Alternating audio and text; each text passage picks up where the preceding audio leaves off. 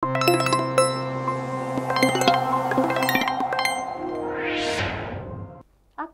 untuk adik-adikku lanjut saja kita lihat soal nomor 3.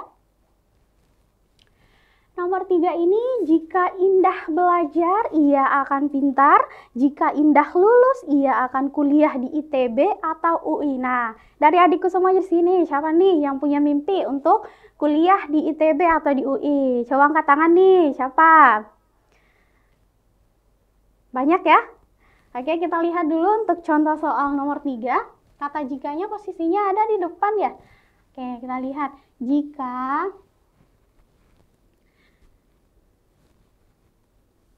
Jika Indah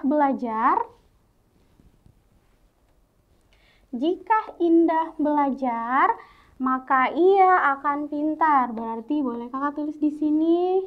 Indah belajarnya P, akan pintar adalah Q, maka ya, ingat komanya bisa ditulis maka. Jika Indah lulus, nah ini lagi kata jikanya, PQ. Nah, di sini kan tidak ada ya kata belajar akan pintar, berarti R, boleh. Jika R, ia akan kuliah di ITB. Jika P, maka Q. Jika Indah lulus kuliah, Indah kuliahnya di sini PQR S ya. S atau PQRST ya. Nah, T. Oke ya. Jika Indah tidak belajar berarti negasi P. Ia tidak lulus di ITB, berarti negasi S, atau dan dia tidak kuliah di UI, berarti apa? Negasi T.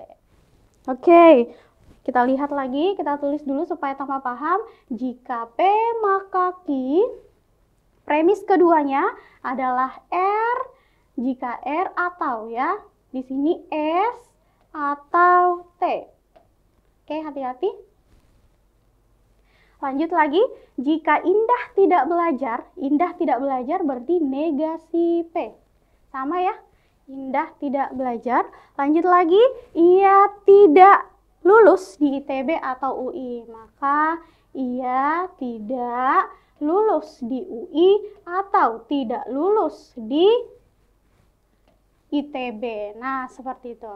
Kita lihat dulu nih, ini kemarin kita lihat dulu model penarikan kesimpulannya. Kalau terdiri dari 3 premis seperti ini, berarti dia termasuk dalam penarikan kesimpulan apa? Kita kembali dulu. Nah, di sini adalah dilema. Sudah paham ya? Oke, jadi untuk soal nomor 3 ini menggunakan penarikan kesimpulan apa? Dilema. Nah, dalam penarikan kesimpulan dilema, sama saja tipsnya kemarin, kita langsung hapus pernyataan yang sama. Tetapi ingat, untuk nanti kata hubungnya notasi yang digunakan di premis pertama itu menggunakan jika maka, premis keduanya menggunakan apa? Jika maka, dan premis ketiganya menggunakan apa? Atau. Jadi ini harus dirubah dulu. Dirubah menjadi apa? Diekuivalenkan. Makanya kakak di sini sudah tuliskan clue-nya untuk kalian untuk mengingat kembali materi ekuivalensi. Jadi dalam mengerjakan soal tentang dalil De Morgan ini, kakak juga mengikut sertakan beberapa materi, karena materi dalil De Morgan ini adalah materi akhir dari penarikan kesimpulan selain materi keabsahan ya. Oke, jadi kita gabung dalam beberapa soal. Kita lihat dulu untuk yang selanjutnya ini. Nah, yang ketiga ini boleh ya kita cari ekuivalensinya dulu. Kira-kira ekuivalensinya yang ketiga ini yang mana ya dari bentuk yang di sini? Dari bentuk yang pertama, kedua, atau ketiga? Nah, dia akan menggunakan jika maka ya. Berarti boleh dong sama dengan yang mana? Yang pertama.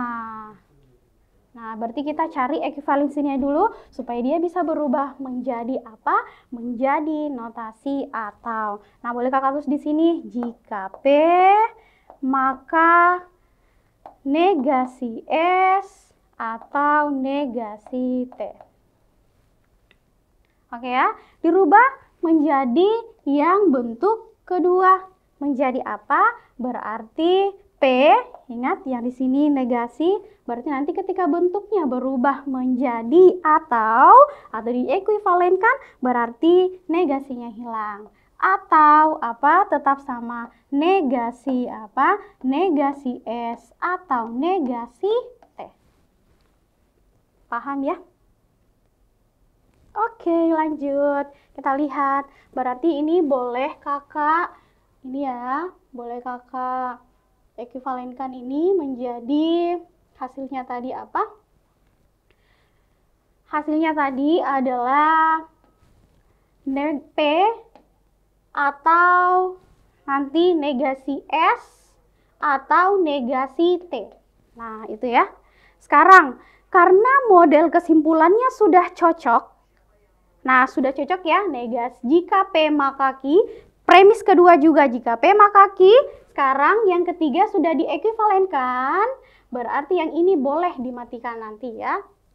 Nah, sekarang kita lihat, berarti sudah cocok, kita cari yang mana yang samanya kita hapus. Nah, kita hapus yang mana nih? P-nya sama, boleh ya, hapus ya. Apalagi S-nya dan T-nya sama. Nah, perhatikan. Untuk S dan T-nya ini kembali lagi kita masuk dalam materi dalil De Morgan. Jadi kita dalil De Morgan kan dulu sebelum kita tarik kesimpulannya. Ingat yang mana nih kira-kira dalam penarikan kesimpulan dia menggunakan kata atau ya.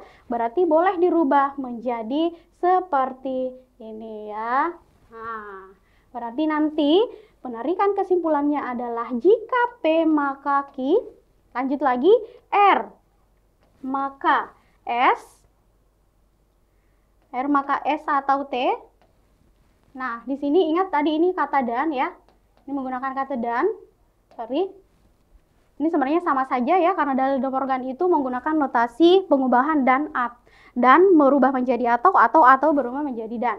Nah, kita lihat di sini. Ini bisa berubah menjadi apa? P atau nanti S atau T. Nah, sudah sangat mudah untuk bisa kita selesaikan. Gampang ya. Langsung matikan saja yang sama, P-nya sama, apalagi yang sama, ini S atau T-nya yang sama. Berarti sudah bisa didapat kesimpulan yang mana yang paling ini Q atau R. Berarti Q-nya tadi apa? Dapat disimpulkan bahwa R atau Q. Oke, selesai. Memang ini soal nomor 3, sengaja kakak memberikan soal yang gabungan antara ekivalensi dan juga gabungan antara dalil De Morgan serta dalam penarikan kesimpulan apa? Dilema. Jadi ada 3 materi yang langsung masuk di soal nomor 3. Oke, jadi jawabannya adalah R tadi apa? Jika Indah lulus atau Q-nya apa? Ya pintar. Berarti jawabannya adalah alfa. Indah lulus atau iya pintar. Oke, seperti itu. Mudah ya. Jadi tipsnya tadi kita ekuivalensikan dulu. Setelah itu kita samakan dengan penarikan kesimpulan yang mana? Penarikan kesimpulan yang modus ponens atau penarikan kesimpulan modus tollens. Seperti itu.